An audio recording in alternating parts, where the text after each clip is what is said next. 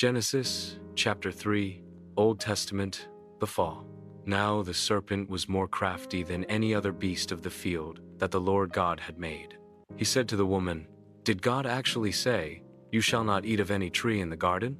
And the woman said to the serpent, "We may eat of the fruit of the trees in the garden, but God said, 'You shall not eat of the fruit of the tree that is in the midst of the garden, neither shall you touch it, lest you die.'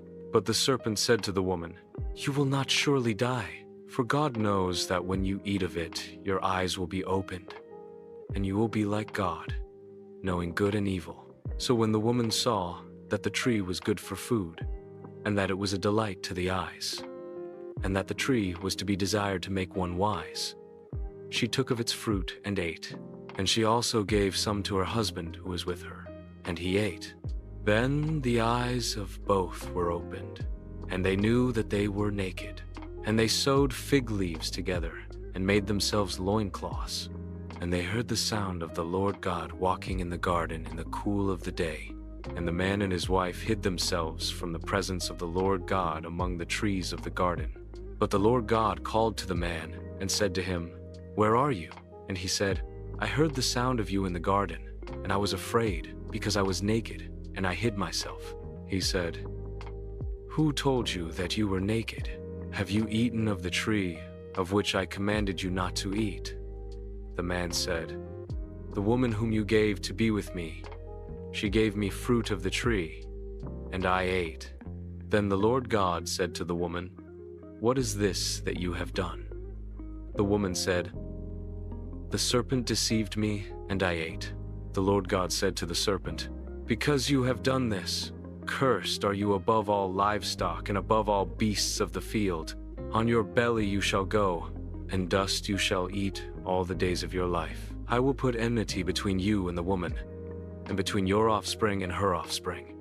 He shall bruise your head, and you shall bruise his heel." To the woman he said, "I will surely multiply your pain in childbearing. In pain you shall bring forth children.